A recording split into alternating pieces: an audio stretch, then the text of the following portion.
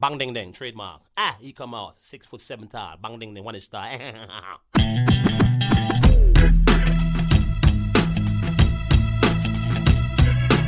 dong ding dong ding dong ding dong ding dong ding dong ding. It is a perfect day. Woke up to the sound of the garbage truck again. Upstairs neighbor's toilet's leaking on my head. Cars broke down, I missed the bus, there runs a 10. I had a feeling this was a day to stay in bed. I finally left my pad right on the jumbo's cloud roof. A police officer pulled out his gun and said, I said, sir, you got the wrong guy. I guess it's just the perfect day. It's just the perfect day. Na, na, na, na,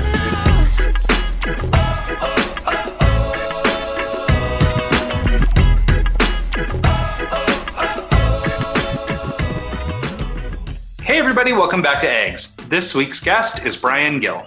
Brian is a computer scientist, entrepreneur, and angel investor who currently serves as chairman of Gillware Digital Forensics, a firm which provides cyber risk assessments, data recovery, incident response, and digital forensic services.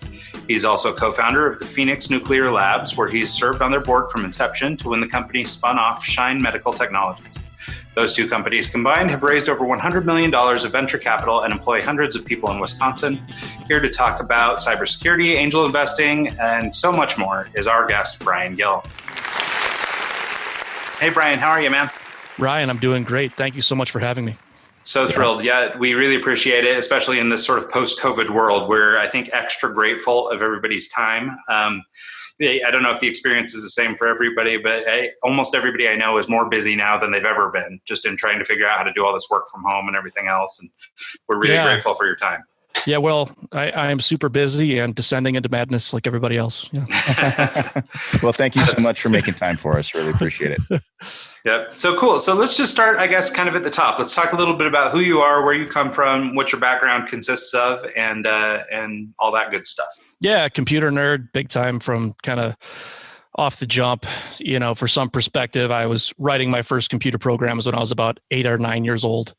So definitely not the captain of the football team. I was on the very nerdy mathematical end of the spectrum, and got my computer science degree from University of Wisconsin right at the height, or right before the height of that first internet boom back in like 98. And so I started to work for some traditional companies around Wisconsin, and then quickly said, this is not for me. Jumped on a plane, went out to Startup California, and definitely had a lot of fun, learned a lot, made some money, but most of the ventures that I was a part of out there kind of imploded when the NASDAQ imploded, and all the pets.com type companies all cratered. Yeah. Yeah, that's got to be hard relocating and then having everything come crashing down. Well, I really had gotten a foothold. I had leveled up my software architecture game and my kind of startup mentality, my business acumen. I was really starting to come into my own in my early 20s, and then the earth exploded, much like it's probably happening to a whole bunch of people in their early 20s right now. Mm-hmm. And I was talking to quite a few of my mentors out there, and, the theory was that it was going to take maybe 5 to 7 years before the startup game really kicked off again. And, I didn't have love for California to actually live there for 5 to 7 years and kind of wait that out until the venture capital and the angel investing community were going to be kind of ready to invest again. So at the same time, my entrepreneurial spirit was not broken, and I wanted to start a company. But long story short, came to Wisconsin, came back home, where things are 20% the cost of everything in California, where you could rent an office for, $5 a foot instead of $500 a foot. And it was a good decision in retrospect. A lot of good things happened. What was your first, your first venture as a startup? Like what, it's always hard to kind of just go from nothing to, hey, I'm doing this and let's go full tilt. What was that for you? And can you kind of walk us through that process? Well, I had a bunch of kind of false starts, where you learn a lot about yourself, when you break those down into, okay, why didn't this go anywhere? We had a good idea. Why didn't this go anywhere? Me and a couple of buddies, and this is, even when I was in college, so, 25-ish years ago, me and a couple of buddies wanted to do a kind of a e-commerce platform for lawyers, where we would try to get all these lawyers to sign up and basically be on a business index and answer basic questions. And, it was a good idea. There wasn't anything really like it at the time. And we got maybe a couple hundred lawyers to kind of sign up to it. And then it just kind of died on the vine and never really went anywhere. And a lot of that had to do with us being in school. Okay. I was going to ask if you thought that was more on your end, or that the people that you were designing it for just didn't really like it. We had good response, and the lawyers were quick to sign up. But at the same time, like the hit rate, we didn't know enough about business. So like we started like a direct mail campaign and sent direct mail to like a couple thousand lawyers, because that's basically what we could afford. And we ended up getting almost like 15% of them came and signed up to the platform. Oh, that's a good return. Yeah, that's really a good return. You don't see that very often. We thought it was bad. We thought it wasn't good. We're like, oh, geez, only like 10 or 15 out of 100 are interested. I guess maybe this idea kind of sucks. Yeah, well, when your average rate is 2% or less, that's pretty darn good. You don't know that when you're 18 years old. Yeah. Mhm. And I thought, well, geez, every lawyer who gets this is going to say like, oh, it's free and I can get more business and I could be one of the first lawyers on this platform. I thought everybody would do it. I thought it was going to be 100% or 90%. So when we saw 15, we're like, oh, God. And then again, we didn't have, it wasn't actually like an incorporated business. We didn't, there was just kind of a loose grouping of people, and we didn't really have accountability for who was going to do what. And me and my main business partner were both programmers. So we had overlapping skill sets. Mhm. Yeah. And then finals and classes and, co-ops and internships. And, then you look back and it's like, oh, that was a pretty good idea. Oh, well. So, I've done that like 8 times before we finally started, Gillware, which was a company. That was the first time where I had good business partners who really complemented my skill sets. And we had like kind of a natural teamwork and accountability, and we were kind of accountable to each other. And really that business every week was just a little bit further along and a little bit further along. And, it's been almost 18 years now, and, I'm still running it. I still love it. Was Gillware pre your move to Silicon Valley or post? Post. Okay. So that was when, the world, the economy had kicked everybody square in the jewels. And I came back to Wisconsin. I needed a job. I was working I was a high-end consultant doing kind of IT consulting and programming for like insurance companies, cheese factories, all kinds of weird stuff. And again, like if you had told me 5 years or 6 years before that, how much money I'd be making doing that stuff and that I'd be miserable, I would be as surprised as anybody. I was making a very healthy living in kind of a crappy economy as a young man without a bunch of costs. And it was going fantastic for everybody but me. You just didn't enjoy the job, or what about it didn't you like? Well, again, when you're a consultant and they're paying you, over $100 an hour or sometimes over $300 an hour for your time, boy, do they have a very specific skill set that they've hired you for. They are not going to let you, they're not interested in anything else. Right. Because they're paying such a huge, yeah. they're paying such a huge premium for my Java software architecture experience. And they're not makes sense. They're not all that interested that I think this particular service sucks, or the way they are, the business process could be dramatically improved and made 100% more efficient. Yeah, no, it's true what you're saying about, sort of what they look for when you start hiring consultants. It's true that the focus gets very narrow. And so unless you're brought in as a systems analyst or somebody who's supposed to be looking at those kinds of problems, they're counting every hour you're billing them, and they're saying, well, that's not related. Why are you doing this? So Right. that's a thing, but it's really interesting because you wouldn't discover it until you were, knee deep in it already. Well, no, and I worked at one of these big places, and we had day one, I sat down and they handed me about a 80-page specification, and that it detailed about 50 web pages to do this one certain task. And I read through it and I was like, oh God, this is bad. And I basically could accomplish everything for the business that they were trying to accomplish in a much more automated way with about 3 pages and some email reports. And it wouldn't be a 6-month project. I'd get it done in probably a week and a half. So that's what I did. And the business unit, when they got it, they loved it. The business unit was like, holy crap. You mean we don't have to log into this thing and surf through all this stuff every day and look for these opportunities to move some of these supply chain things from warehouse A to warehouse B because some cheese is going to expire or something. So hey, let's get this cheese down to Memphis where the pizza place is because it's going to go bad and we're going to throw it in the garbage. So the business unit loved it and my bosses hated it. Why? What was the breakdown between the two? They wrote the spec. Okay. Yeah. And they wanted you to, they were happy to let you take 6 months on this thing. That made for a better engagement. Well, yeah. And it makes people look bad when you accomplish something in a couple of weeks instead of a couple months. Yeah. Because then the business unit might think, well, geez, what else are you wrong about? So you went from the consultant side to start Gillware. What changed when you did that? Why?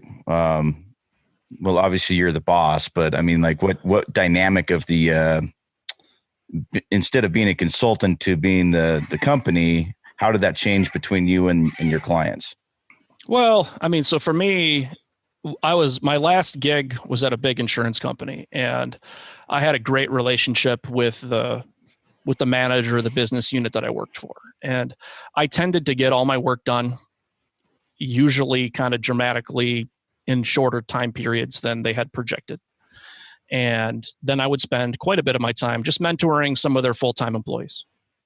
So adding some value, but there really wasn't 40 hours a week to do that. So if I was going to be in the building billing for 40 hours, they needed to get me either some more stuff to do, but I had kind of pushed that limit. So, and I also just wasn't going to sit there and surf the internet because a lot of people would say, oh, just sit there and surf the internet for 10 hours. I can't do that.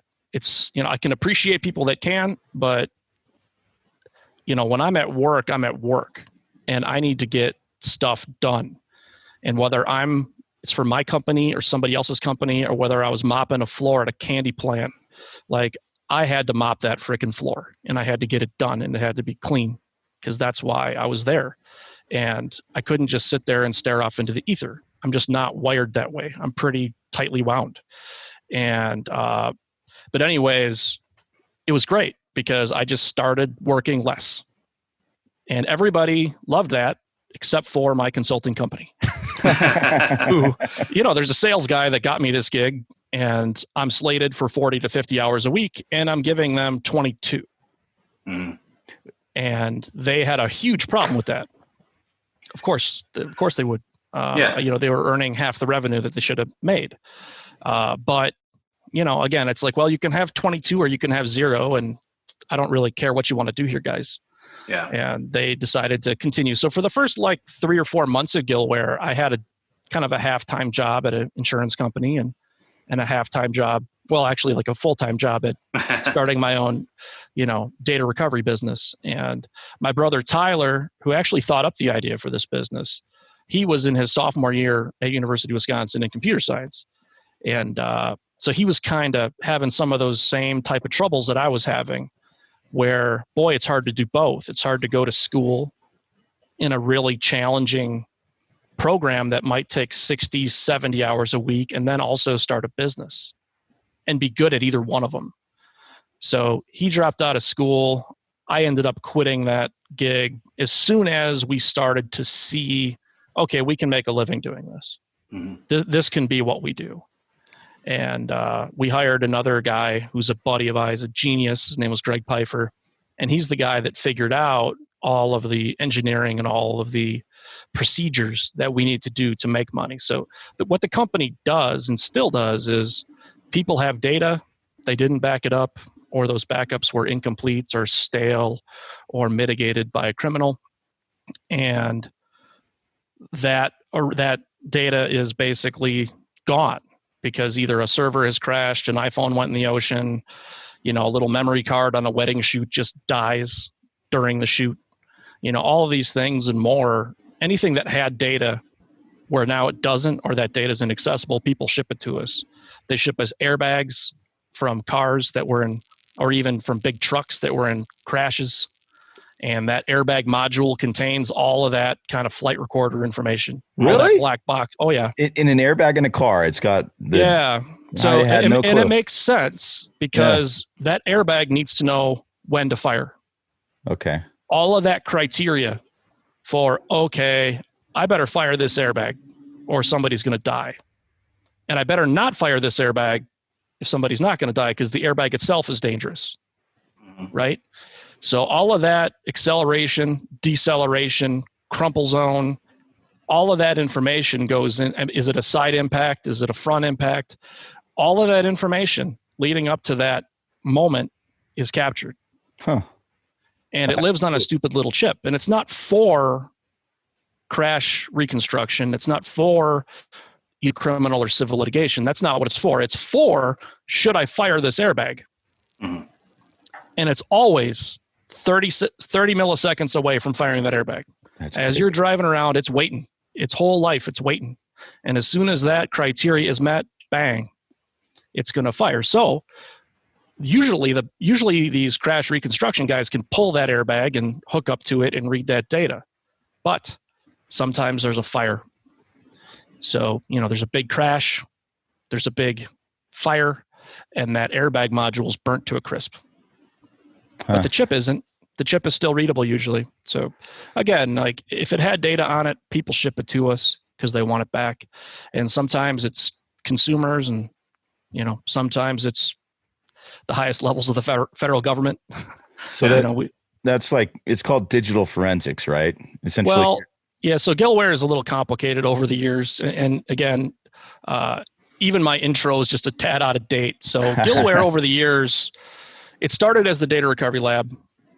And then we moved into backup because the very first question everybody had, who was our recovery customer, is how could I have prevented this?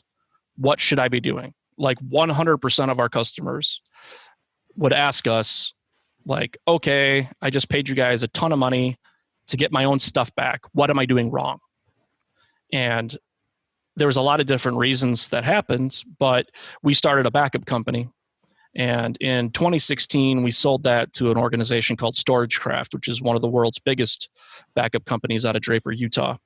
And at that same time in 2016, we officially started a company called Gillware Digital Forensics. So we partnered up with this world thought leader in digital forensics named Cindy Murphy. She is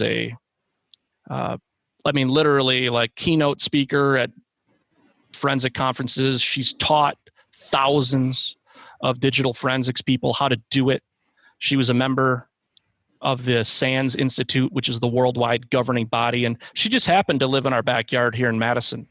And we knew her pretty good over the years because people from all over the country, when they bumped into strange situations, would always reach out to her.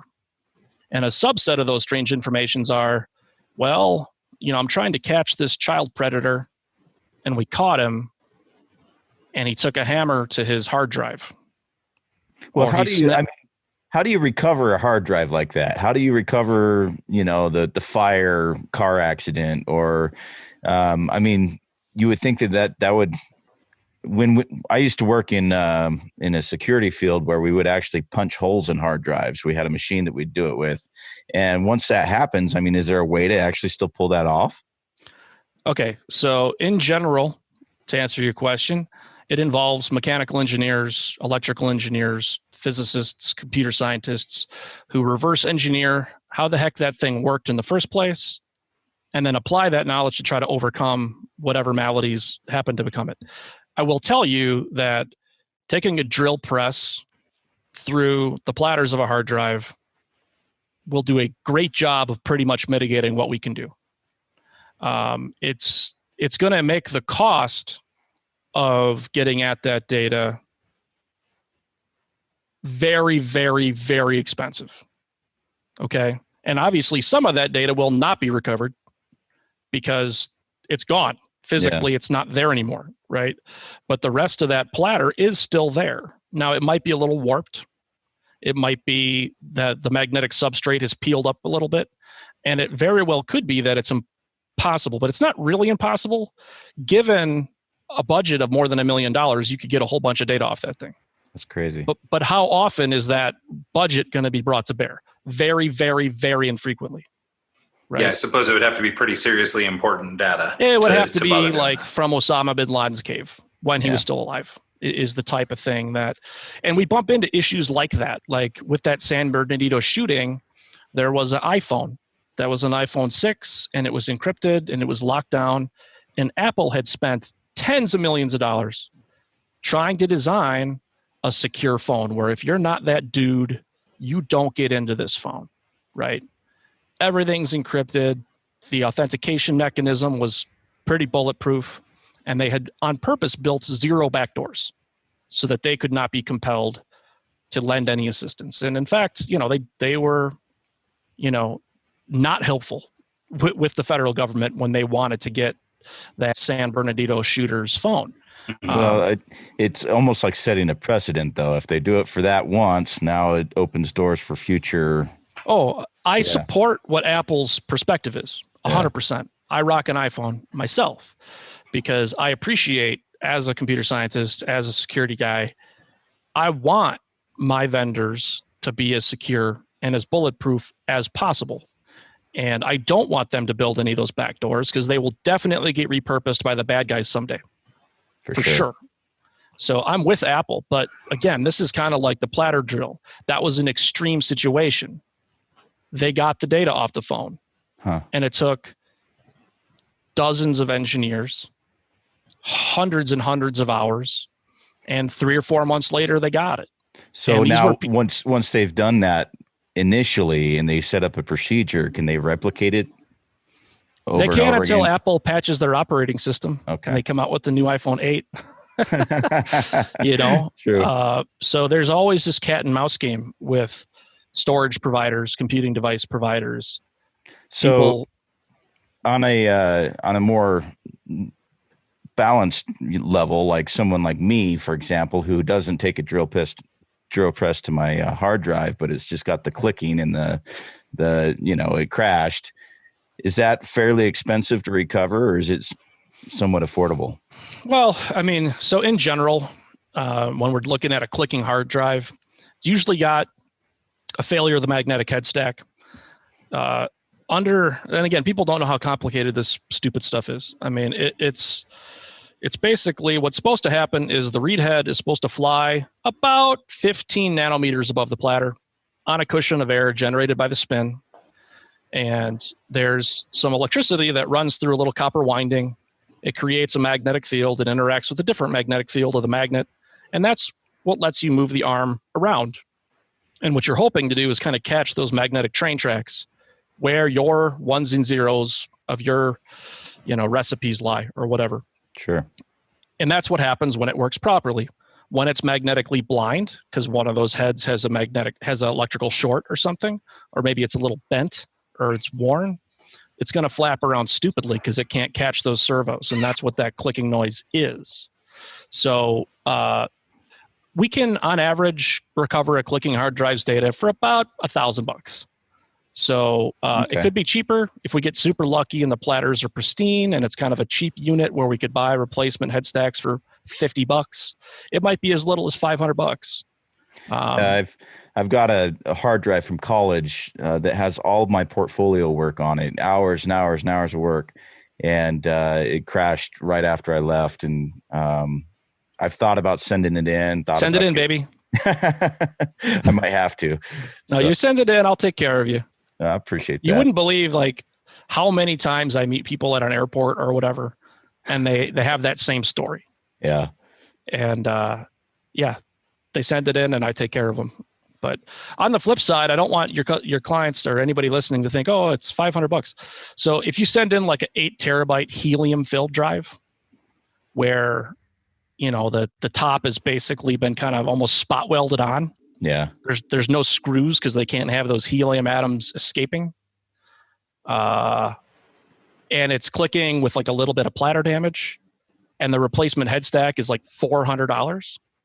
You might get a quote from us of like $3,000. And it's not because we're jerks. It's just the cost of doing business. It's all the costs of all the infrastructure, the training, the professionals, their time, the clean room bench time, that bench's certifications, and then the parts and the risks and so again, it's in general, is it expensive? I guess. It depends on the data that's on it though. I mean, Yeah. Okay. So Gillware, you started that. How long were you doing that before you guys got acquired? So we started Gillware kind of in 2003, officially incorporated the business in 2004. Because again, I'm not a business lawyer. So we might have run the business for a little bit, kind of unincorporated. In 2006, we partnered up with a couple other buddies of mine. One guy named Steve Clementi, who's a badass computer scientist, probably the best programmer. I mean, I've met at this point probably 2,000 or 3,000 programmers that I've kind of worked professionally with.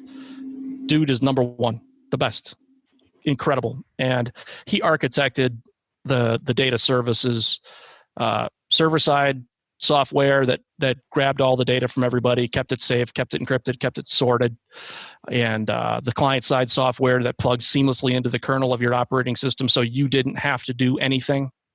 That was the beauty of our product, is you didn't really have to configure it. You could just install it, and it knew your QuickBooks files and your portfolio was important, and it knew that those temporary internet files weren't. And it would just back up the important stuff without you thinking. So we started that business in 2006, and that business got acquired in 2016. So it took us 10 years to sell that business.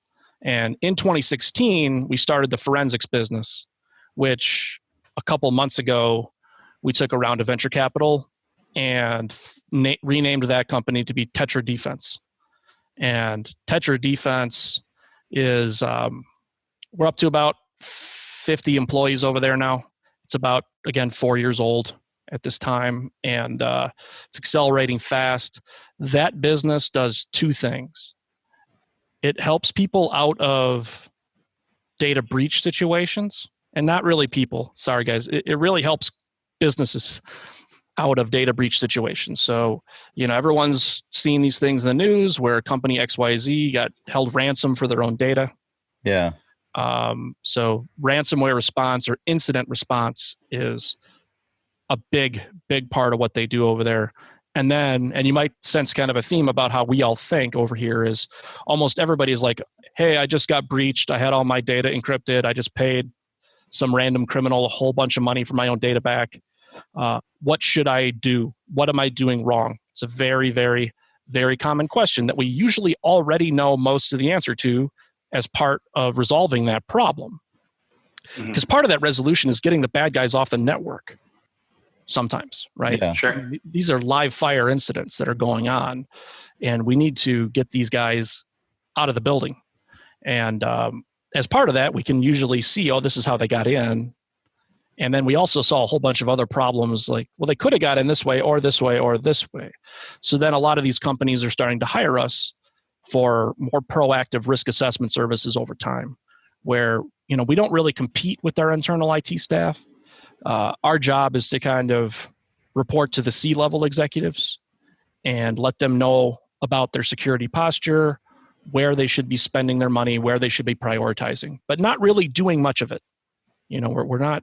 You're just a consultant for the most part. Yeah. Because again, everybody knows they want to get more secure, but there's a lot of variance. And what the hell does that mean? Yeah. Is Norton going to do its job? Well, and again, like that's a very common thing. Some people think, well, I thought I was good because I ran Norton. Nothing against Norton, but there's a very specific set of problems that these AV or antivirus solutions are built to deal with. Most of these ransomware situations are not virus related.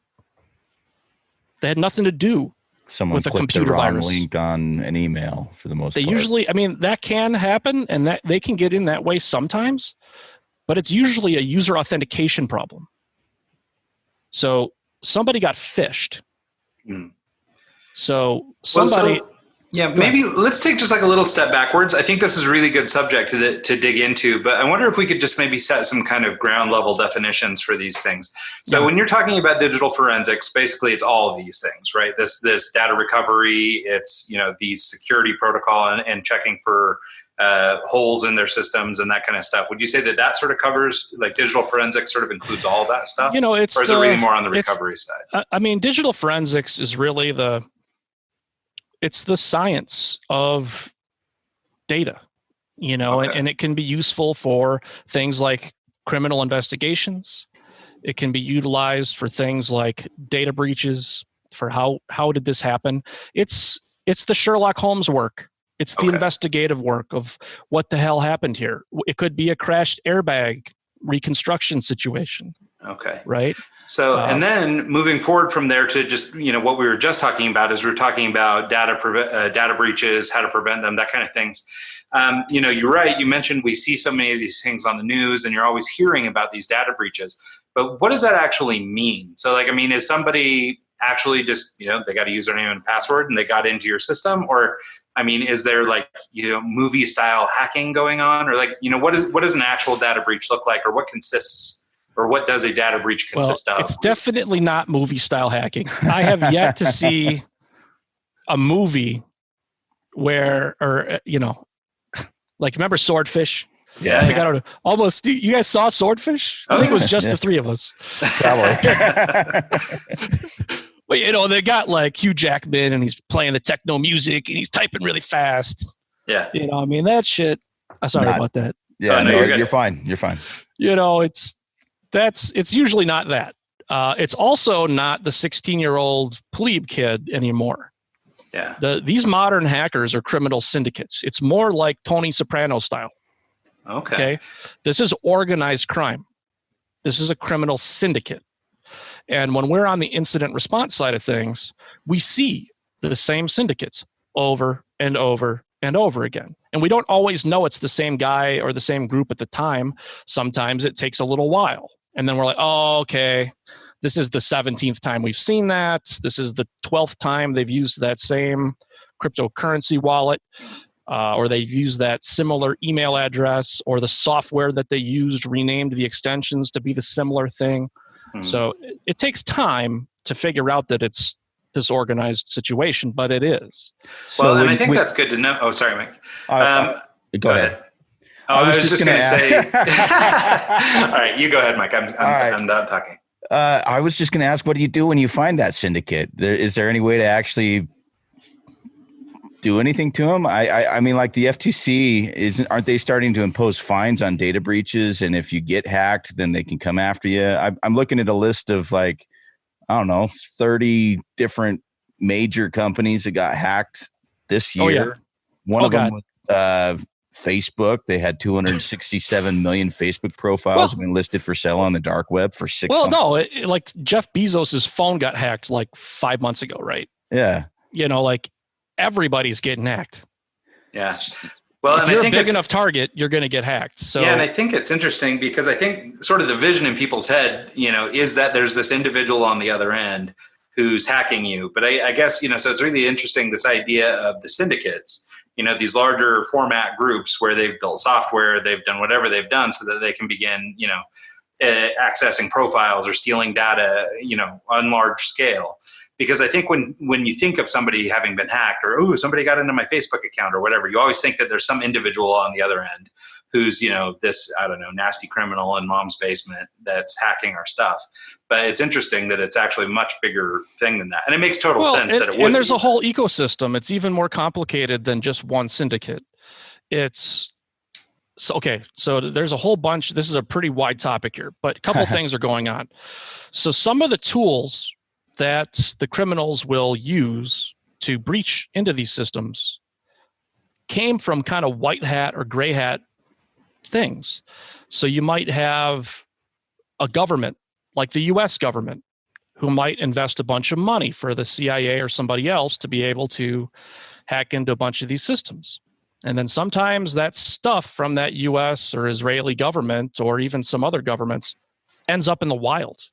Like the actual hacking kits that some federal government spent tens of millions of dollars to build. Sometimes, the bad guys get it. Yeah. And then they start to build. So there's all these ecosystem guys that build the tools that they don't do any of the hacks. They don't ransom anybody. They are the tool builders.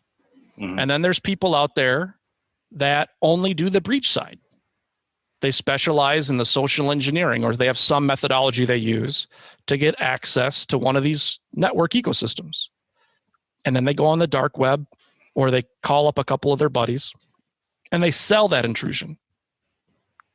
And then again, they don't do the breach. Well, they kind of did the breach, but they're not going to steal the data.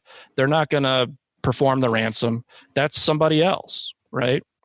So there's this whole network of criminals that all kind of work together in conjunction, and they've all got different skill sets and different levels of ability and different targets. And then to answer, the earlier question, we've got a situation where what can we do about it? And well, geez, I'm hearing that there's all these industries that are starting to bring some fines and start to bring some teeth to some of this legislation. And again, that's part of the solution for sure. And again, there's a lot of people, including our own president, who are like, regulation's bad. I hate regulations. They're the enemy of whatever. But the reality is, it's hard to get companies to spend money on IT. Yeah. It's hard to get companies to spend some money on IT security until they get burned really, really bad. Then they're all about it, but it's way too late, right? And there's hundreds of millions of Americans' privacy at stake here, and bank accounts at stake, and people make their living. And again, it's their medical records need to be kept safe. So you need to have regulations, and those regulations need to have teeth. And this is starting to come in even to the private sector. So if you're a sub vendor of a bigger company and you're going to have any access to their data or their systems, or you're going to be touching it in any way, shape, or form, a lot of times these big companies are telling these small vendors, okay, like I need to see these 18 documents that describe all of your cybersecurity. And it's slowly but surely going to be required to be in any kind of serious business. And the federal government just came out with this thing called the CMMC, where if you're going to be in that Department of Defense supply chain, you need to have this CMMC level certification. And there's 5 different levels. They just published the spec maybe 12 weeks ago. And this is going to have some teeth. There's going to be auditors. There's going to be audit periods. And if you're making the washer or a bolt for a submarine, you're going to have to be at some point CMMC certified. So there's all kinds. There's about 300,000 companies in America that are in that supply chain. Wow. Oh, wow. Some of them are really small. Some of them are one dude. Yeah. And they're going to have a hard time with a lot of this. Well, yeah, I was going to say, even, in my line of work, I mean, we do just advertising and marketing services, but one of our clients is a big national global health insurance company. And we have to go through annual training. We have to use a machine that was set up, like a laptop that was set up and put together, has all the security protocol and everything on their end. We're not allowed to work on their work on any other machine. it's got to all be done through this one that they can control and all this stuff, and we're just, I personally work on that account, from our team.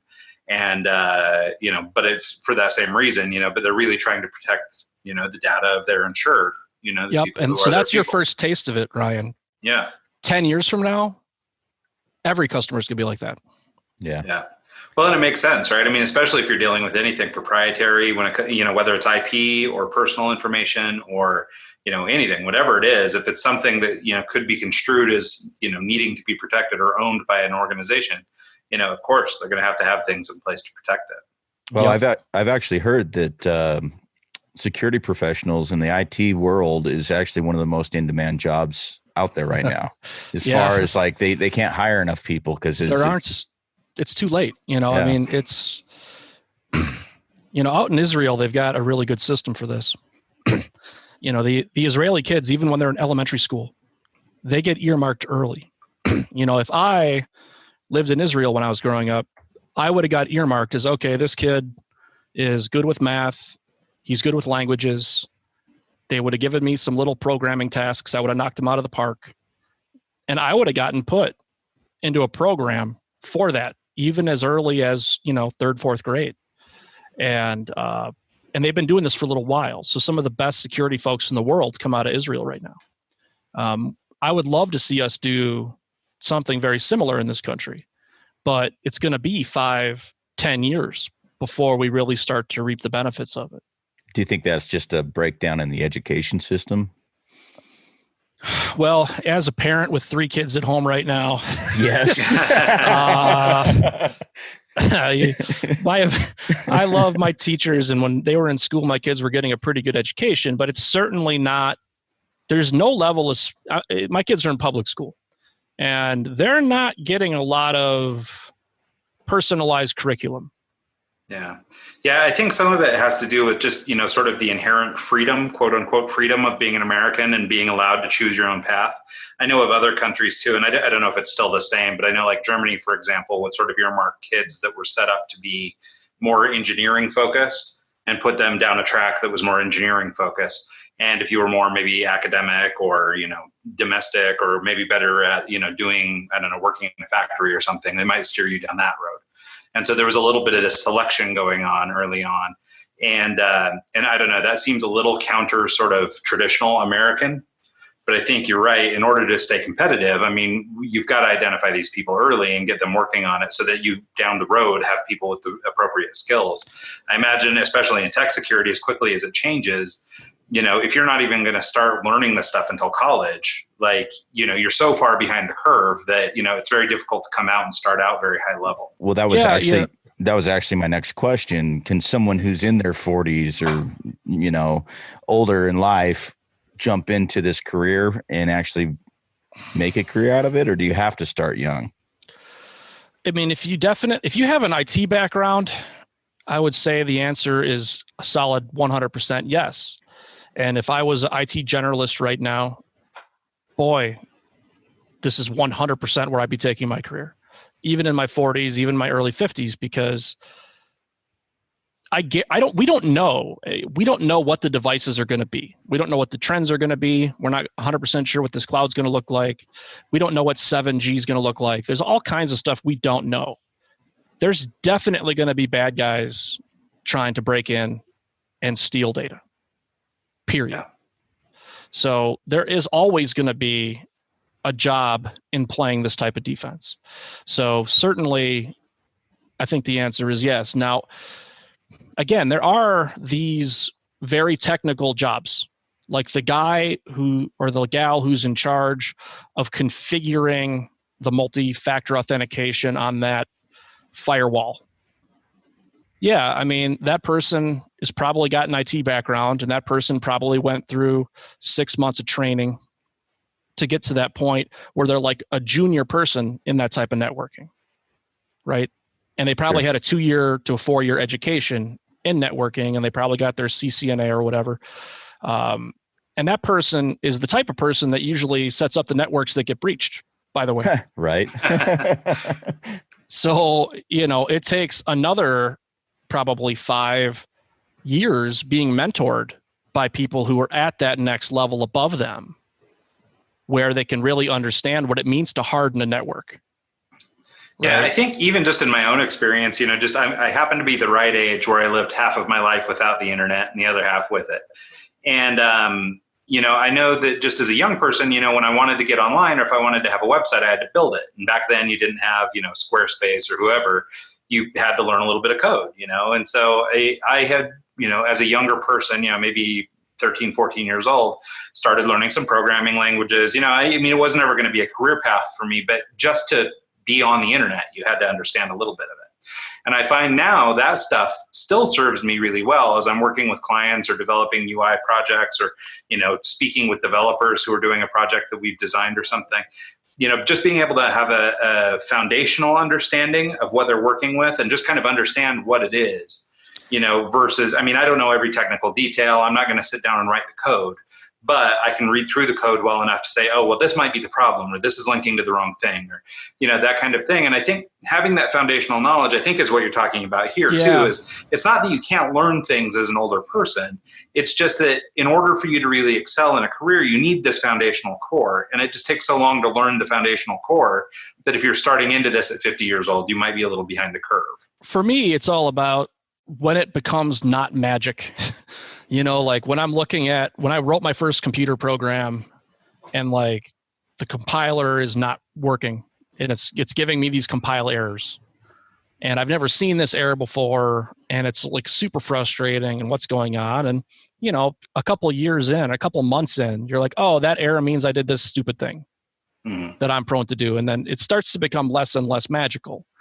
And when you go to get like a real computer science degree and you actually write your first compiler, and you invent your first language, and then you figure out all this gets turned into these opcodes that get sent to this CPU that's doing all the different mathematics to make all this happen, then it really starts to become incredibly unmagical. It's just a machine like any other.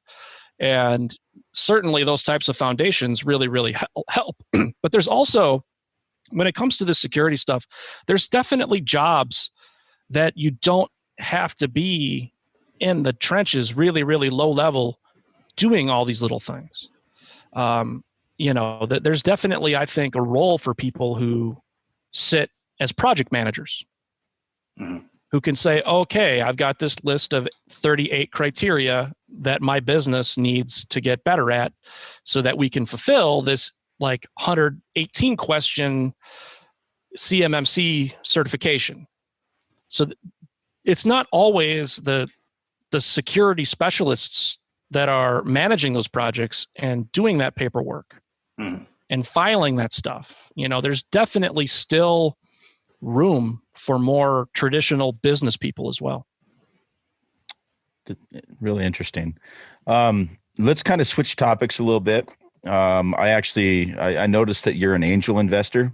You've been acquired. You've kind of been through this process before. Can you talk about the actual acquisition process, getting acquired, and what type of things you focus on as an angel investor if you were going to invest in someone's company? I know you your most recent one was Phoenix Nuclear Labs with Dr. That was so a couple things. So I've been at this point I'm in my kind of almost mid 40s, and I've been in this kind of startup game for 20-ish years. And I've been at companies that took big rounds and exploded. Yeah, I've been at companies that couldn't raise revenue, couldn't raise funds. I've just a couple months ago, we took a couple $1 million of a VC Series A for this Tetra defense company. And then I've written some checks too. And I've been at a bunch of different sides of this table. And, it's everything is human. It's always human relationships. And, I don't know. A lot of times when I'm talking to people, it's like, oh, how does that all work? And it's just a bunch of humans that have different roles, all meeting each other, liking each other, and, sometimes walking a path together. And so it all starts with those human relationships. And then obviously a whole bunch of stuff needs to be true. But when I'm looking at a company to make an angel investment, and again, I'm a human who's interested in science. So I'm never going to invest in like a TikTok type of thing. Sure. right? Because it's just not that interesting to me. Even though there's probably a ton of money to be made when you invest in that type of social media, whatever. It's just not my thing. I'm not that interested in it. I like to invest in companies where there's going to be a huge barrier of entry for somebody else because something's really freaking complicated and you need a bunch of like PhD level geniuses to do something about it. That's the type of story that I get all fired up about. As a non-PhD genius, like I am fascinated by what these folks can do.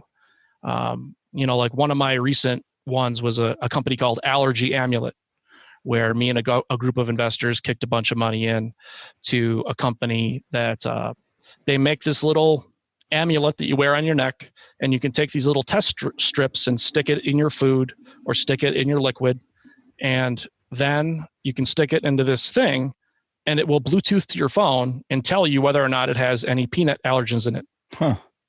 It's freaking crazy. And it's not just the peanuts. It's like, I think they've got like 30 or 40 other allergens. And I was like, wow, like that's freaking magic, right? Well, Yeah, I've really seen cool. one similar with diabetes where they've got this little patch they wear on their arm and it keeps their blood sugar regulated, and it shows their readings on their phone without, the pricks. And I always thought that, damn, like my dad's diabetic, and in the 90s or whatever, when he got diagnosed, if something like that existed, could have changed his entire game plan. Yep. I love the advance of tech in the health industry for stuff like that. And this allergy one is just, I love that stuff. I think it's me too. So Phoenix turned into Shine. So Phoenix is a company. Again, the guy I started Gillware with is this guy Greg Pfeiffer, and he's like literally Elon Musk level genius. I mean, no exaggeration. And he invented this thing called a flame device that would generate like a neutron beam of like higher flux than like a nuclear reactor. Oh, wow. And I had no idea why you would want to do such a thing. And I'm not even sure he did. But he could do it because it was in his brain, and he did it. And it turns out you can do all kinds of amazing stuff with it. If you go to like phoenixwi.com, you can see all kinds of the stuff they do. And one of the things they can do is something called neutron radiography. So what I learned as part of this business venture is that when we get in an airplane, not that anybody's doing that right now, but next time we get in that airplane, there's these huge engines, and they got hundreds of these little turbine blades that spin, right? And they spin so fast that they'd melt. Oh, wow. And then we die. Right. So they're hollow and they're air cooled. So that thing's always pushing air through them to make sure that they don't melt. And if there's a tiny, like smaller than a BB piece of ceramic stuck inside that blade as part of that manufacturing process, we're all going to die. Or at least one engine's going to go. And that pilot will probably sell you Sullenberger wherever you need to be. But it would be a bad situation. So, boy, it'd be nice to be able to see inside that damn thing to know if it's clean or not. It's a big problem because you can't really X-ray it, because X-ray is really bad at seeing stuff, low-density stuff behind high-density stuff. So if you want to take an X-ray of something, behind a piece of sheet metal, you're going to have a problem. Mm-hmm. It's not going to go that great. But you can do neutron radiography, and neutrons are great at this. So if you go to phoenixwi.com, you can see pictures of some of this stuff where you can see inside these turbine blades, and you can see this low density stuff behind the high density stuff. And it turns out they've been doing this since they've been basically building turbine blades. Wow. They ship them to nuclear reactors. And they hold them, or a lot of times it's like a research reactor, but they'll use the neutrons coming off of these reactors to do this process. But now they just built a place called PNIC in Fitchburg, Wisconsin, which is about 20 miles from where I am, where there's no nuclear reactor in Fitchburg, Wisconsin. And you can actually just ship these little turbine blades to this place in Wisconsin and do that same radiography. It's amazing. That's crazy. The other thing that they can do is they can make medicine. So what Shine medical technologies, they are, so they've probably raised like $300 million of VC at this point. It's kind of a crazy company. They're actually like pouring concrete on a first of its kind medical isotope production facility in Janesville, Wisconsin right now. And they use these neutron beams to shoot at certain types of elements. And then some stuff happens, and then it turns into a different element, and that element is medicine. Oh, wow. So it also turns out that this was happening, you guessed it, in these nuclear reactors. So there were all these nuclear reactors where we produced this Moly-99 or technetium that if I had like a shooting pain in my arm and they thought, oh crap, Brian's having a heart attack, which I'm definitely going to have someday. And you go to that ER, they're gonna shoot you up with some of this radioactive stuff, and then they're gonna take a picture of your heart. And it's that radioactive signature that gives them that picture of what's happening, so they know if they got to take me in for surgery, they got to put in a stent, or oh, he's good. Well, can't they actually track it through your body as they shoot it? They can actually follow where it's going. That's what, and what they're following is that radioactive stuff. Yeah. Okay. So there's a whole area of nuclear medicine. That's so crazy. Where, cool. Even if you're just going to like, oh, I'm having some stomach pain, they can feed you some of this radioactive stew and you could just eat it, and then they can just watch your body digest it and say, oh, yep, his intestines suck and they need to get removed or whatever. I'm not a doctor, but what?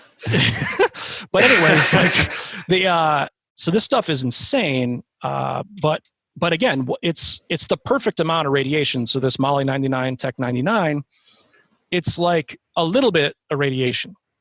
Mm-hmm. It's enough where they can see the picture of your heart, but you won't die of cancer, probably. And this was all developed by Greg Pfeiffer. So this stuff's been around for 40 years, this Moly stuff, but they currently make it, or they were making it at these nuclear reactors.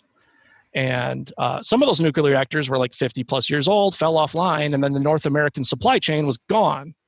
And then a bunch of people died. So the federal government said, oh crap, the Department of Health, the Department of Energy, the NRC, they said, is there anybody who can figure out how to make this medicine without a nuclear reactor? Because that would be great, because we haven't built one in this country for like 40 years. And Greg was like, oh yeah, that's easy. So at the time we were running, like, Phoenix was like a 10-person company, and we were making this neutron gun, and we applied for this $25 million federal grant for the DOE. And the biggest surprise of all is that we won. Wow. Yeah, that's awesome. Now you actually got to do it.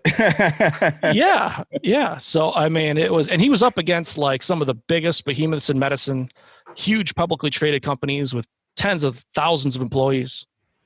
And, little Greg Pfeiffer in, Middleton, Wisconsin won. It's kind of a crazy situation. That is crazy. So we're actually kind of getting there on time almost. We usually go about an hour. But before we close up, I have one more topic I kind of want to bring up, and that kind of relates to the current COVID situation and how we all kind of have to work from home. And on the security side of things, we've all heard about like the Zoom bombs and people hacking into Zoom calls. Can you talk about a few different ways that we can make our calls more secure and prevent that from happening? So yeah, I mean, biggest thing is patch your Zoom. I mean, and this is a trend. This is how things work. These technology trends emerge. Bad guys figure out holes and how to penetrate those things. And then those companies, if they're good, patch those problems. As consumers, the number one most important thing we can do is pay attention and patch. And that means your iPhone, that means if you're sitting here and you got a Windows box and you've had 370 security updates that you haven't installed, you're a bad human and you need to install those damn things, because there's a reason that they supplied those patches, and I know people that are like 13 patches behind on their iOS device. Well, okay, so let's go down that road because I'm guilty of that. Mainly for me, I'm always scared that if I update my software or my the latest iOS or whatever is going to crash my Pro Tools or my Serato for DJing or this or that. Every time I upgrade, it crashes 8 other things. So I always kind of sit in the behind scenes, wait for everyone else to do it. Once I find out that it's stable, then I do it. The same thing happens in corporate America. Okay. So 20 years ago, when I was in like big corporate America and IT groups, this same thing would happen where Microsoft would come out with a patch for Windows Server 2000 or NT4. They'd come out with a patch for it because there was a security problem. And as a IT guy, one of my jobs was to say, okay, let's go in and test all 37 of these business applications and make sure what Microsoft did isn't going to screw everything up. So there's always this lag, even as a consumer, as a business, behind that curve. The threat and the bad stuff that's going to happen to you if you don't patch has never been like this. It used to be okay to be 3 months behind the curve. Take your time, make sure everything's going to work. These days, you need to patch and then deal with the problems. That's crazy. And if you don't, that innocuous, link that you click in a browser, sometimes these exploits are so bad, you don't even have to do anything wrong. Okay? Just getting a text, not even reading it, not even clicking the link. I mean, there's been problems where if you just get a text of a certain type with some really nasty stuff in it, boom, your phone is rooted. Is there a way to tell if your phone's rooted or your computer's rooted? Is there any way to kind of just, wipe the slate and start clean? Well, that's the way to prove it.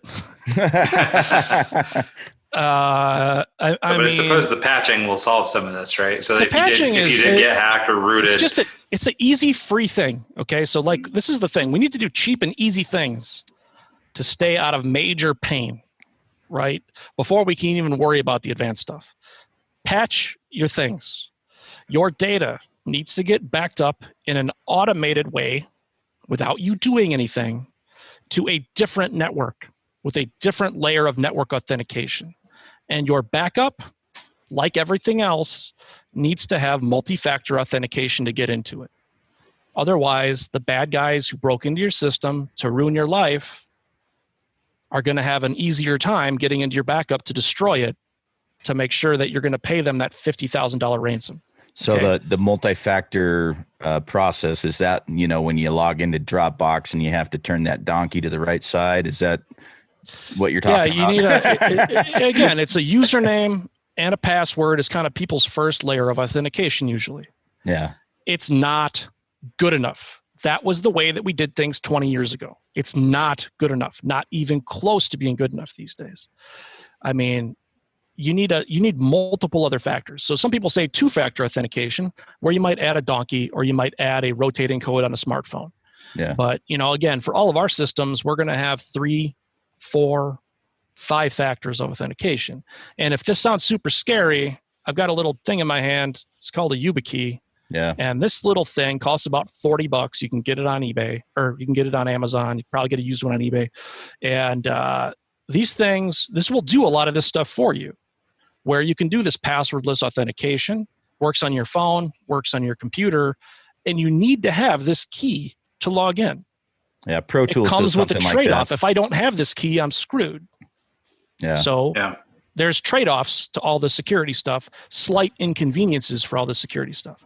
So buy a YubiKey, back your data up to something with 2-factor so that it's really a legitimate backup. Test it occasionally.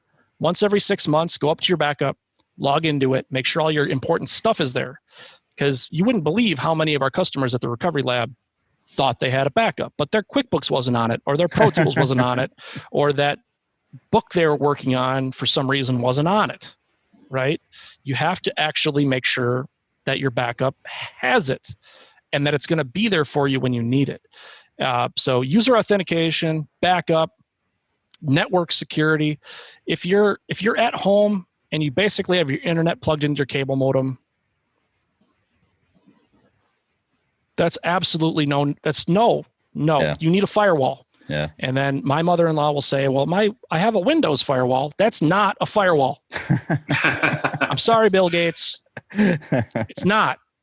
It's you need a piece of hardware in between you and the internet for your basic sanitation. Pretty much just your wireless router with a password on it's your firewall, right? Because I'm not an IT guy. I don't, so mine at home is, again, I don't know where it is. So I run like this is a Eero mesh network, and that mesh network is what I talk through, and I pay Eero. And this is consumer level stuff, but I'm right now I'm kind of at home in my consumer mode, right? Sure. So I have that thing set up to do the Eero rule set, which is basically nobody else on the internet can just come ping my IP addresses on my desktop. Sure. The Eero is going to, you need to get past that piece of hardware that's sole purpose in life is to deny requests from the Ukraine. Sure. I can't talk to the Ukraine unless I initiate it from my computing devices. Okay? If you just bare ass yourself on the internet, you're in for a bad time these days. Yeah, and the sad part is I would say that probably 50 or 60% of the people using the internet don't know that. Well, and again, and the telecom companies that provide these cable modems, they also know that, right? Yeah. So I'm not going to sit here and say that the Charter Internets of the world and the other, large telecommunications companies aren't trying to do some of these basics. But boy, I don't really want to be reliant on some big conglomerate cable company for my security when I can spend $100 and get a piece of hardware in between me and that internet. And if they're trying to, great. And then I'm also going to run AV. I'm also going to back up my data. I'm also going to have multi-factor everywhere, and, this is part of the problem though. There's so much crap to think about. You don't want to, if you're hearing all this, like, oh, geez, I'm never going to do all that. Okay. Well, then just buy a backup of any kind, spend $50 a year and buy a Carbonite for all I care. Just anything where it's going to take your data, back it up, set up two-factor everywhere, two-factor on your Facebook, two-factor on your Gmail, two-factor on your backup. Buy that doohickey, get away from that same crappy password that you use for everything for 20 years, because that password's no good anymore. Okay? If your password's like the name of your kid and like the number of the house you grew up on, it's been cracked. Yeah. It's been cracked, or somebody could crack it in like a minute. Okay. The amount of information about you that's out there publicly available where you could build this dictionary style hack for your passwords is amazing. So, get away from passwords with these little doohickeys, back your data up, set up your two-factor, and you're going to be better off than 99% of humans. Yeah. Just those three things. That's crazy. Well, cool. So, Brian, as we come to an end here, can you just let people know where they can learn more about the work that you do, the type of services that you offer, and how they can get in touch with you? Sure. Yeah. So I'm on LinkedIn. So if you Google for Brian Gill on LinkedIn for Gillware, I'll pop right up. Go ahead, connect with me there. If you're like, man, I'm a small business owner and I really want to get more serious about my security, but I'm a non-technologist. We just worked with another buddy of mine to produce essentially a questionnaire, a way for you to help hire a managed service provider. It's free, it's ungated. So if you Google for Gillware and MSP buying guide, that's a tool to help you interview your local IT people that can come in and do some of these things for you. Because so many people have no idea even how to interview somebody to do that for them. Sure. And if not even know what they need in the first place. They don't even know the questions to ask. Yeah. So it's free, it's ungated. You can just go to Gillware and download it. So that's just a nice free resource. And if you ever lose all your data to a clicking hard drive, Gillware.com, Gillwre. If you're a mid-sized company looking for risk assessment help, go to tetradefense.com. Awesome. Great. Cool. Well, Brian, thank you so much once again for your time and everything. This has been really informational, lots of cool stuff going on. And I really appreciate some of the insights on these things. I think most of us don't know what we don't know. So it's really helpful to get this kind of perspective. So thank you. Gentlemen, love the show. Thanks for your time. Thanks for keeping this free flow. And, absolutely, it's well, so cool. much better. Thank you. Thank you. Well, cool. Well, thanks so much to everybody who tuned in this week and every week. And we'll see you next time.